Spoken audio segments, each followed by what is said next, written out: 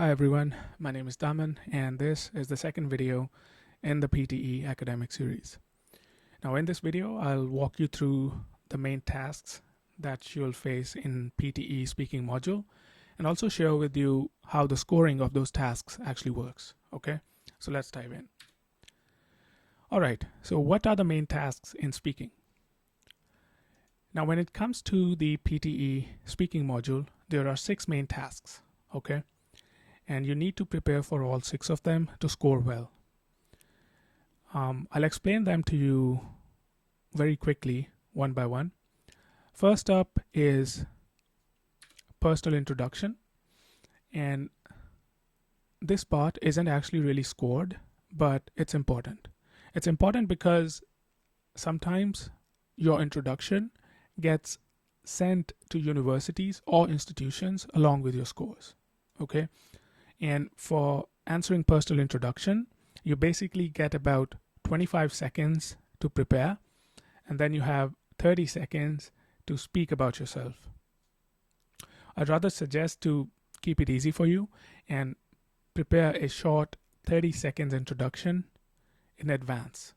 That is, as you study for speaking module, so that on the day of the test, you don't really have to worry about the preparation in those 25 seconds that you get, but mainly just stay focused on keeping your introduction natural, confident, and professional. Okay, and as an example structure, what you can do is you can talk quickly, answer following questions about yourself, something like what's your name, where you're from, what you're studying, your profession, your future goals, or maybe one small personal interest. Okay, so that's personal introduction. Okay, now moving on to the good part. The first question after sharing your personal introduction that you face is called read aloud. Now, as the name suggests, it's basically some text you'll see on the screen, and then you simply have to read it out loud. Okay, but remember, it's not just about reading the words. You need to sound fluent and natural and pronounce the words clearly to score on this question. Okay, so this task actually has an integrated scoring component.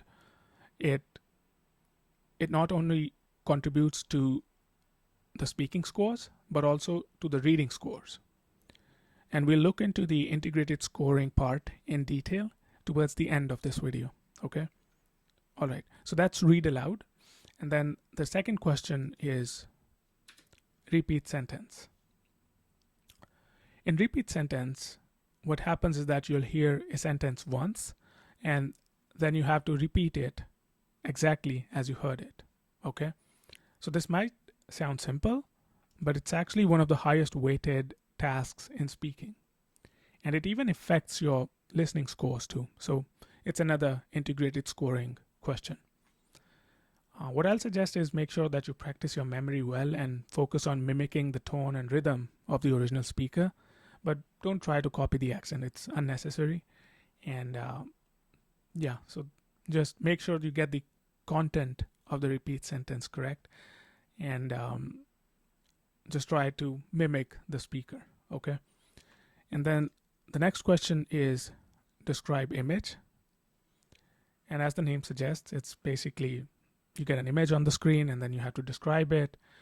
The image could be of a graph, a chart, a map, or a diagram, and you need to describe it in about 40 seconds. Okay, you don't need to analyze it in detail, but just make sure that you mention the main features. Okay, the main features or the trends or comparisons if it's a graph or a chart. Okay, organization is a key here. That's what will help you score maximum in describe image. After describe image, the next question you get is retell lecture. In retell lecture, what happens is that you listen to a short lecture, and it could sometimes be accompanied with an image or notes, and then you have to summarize what you heard using your own words. In your own words, you have to summarize it. Okay, and then during retell lecture, obviously you're allowed to take notes, and I'll actually highly suggest that you take quick notes of key points while listening, and then speak confidently using those notes during your response. It helps greatly. Okay, And then after retail lecture, the final question is answer short question. All right.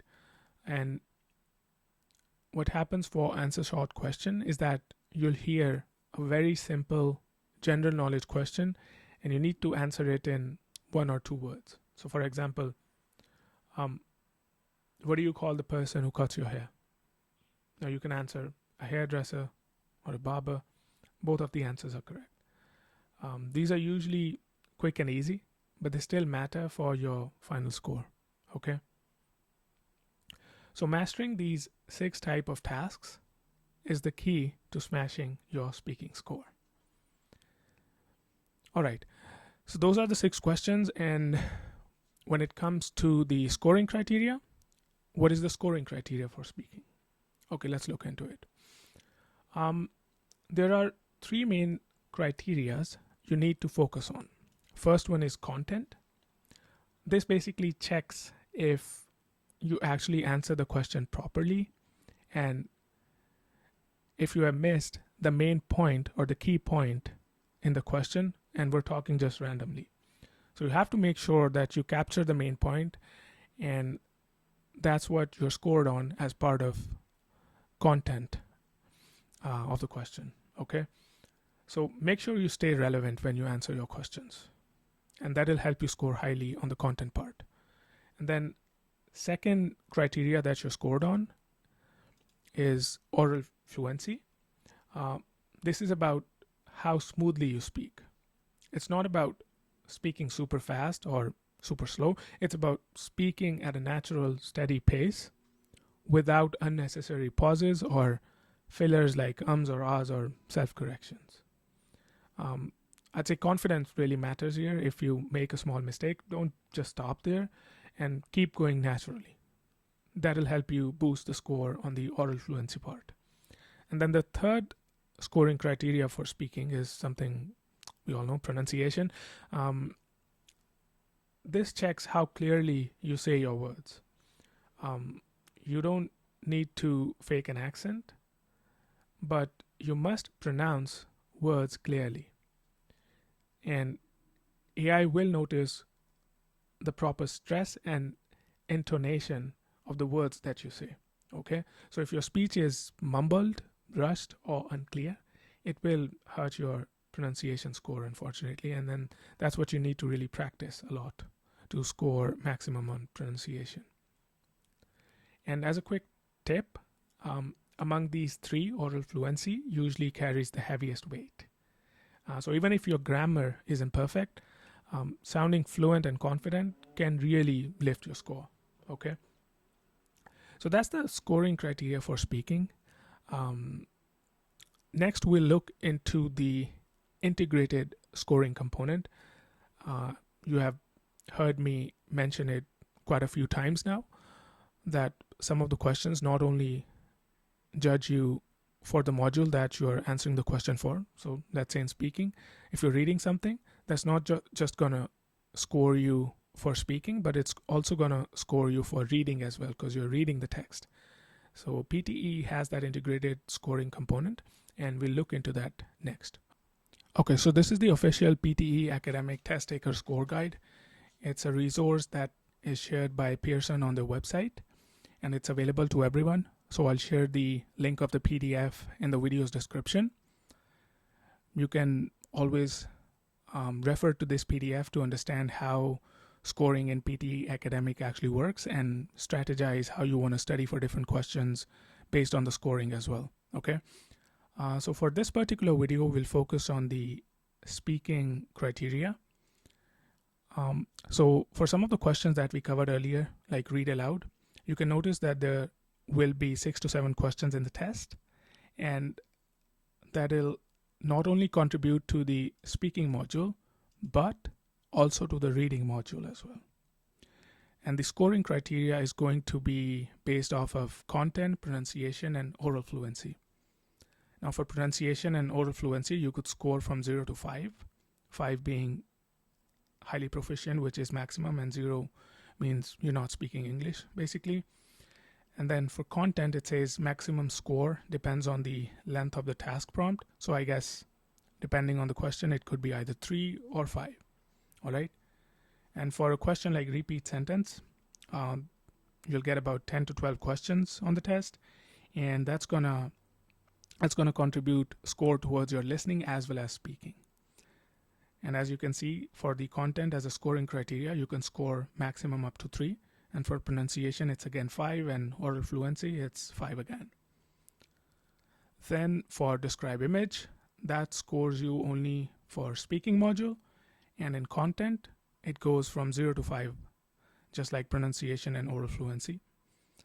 And for the detailed criteria on these different scales you have in oral fluency, in pronunciation and content, you can just click here and look at how the scale has been created. 5 means highly proficient. That means for your pronunciation, all the sounds of vowels and consonants are correct, and then advanced being they're correct but not up to the mark.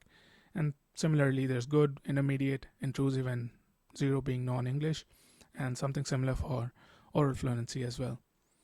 Okay. And so that's describe image. And then for retail lecture question, you'll get about 1 to 2 questions on the test, and that's gonna score you for listening as well as speaking. And then pronunciation is 0 to 5, oral fluency 0 to 5, and content also 0 to 5. Last but not the least, it's answer short question. You'll get about 5 to 6 items on the test, and the score is going to contribute to listening and speaking. And then the criteria for answer short question is mainly just the vocabulary. So you'll either get 0 for the wrong answer and 1 for the correct one. Okay, so that's the test guide. I'll share the link for this resource in the video's description. Feel free to refer to it at your own time and strategize, as I said earlier. So that's it for this one. I'll see you in the next video very shortly, and don't forget to subscribe the channel. Bye.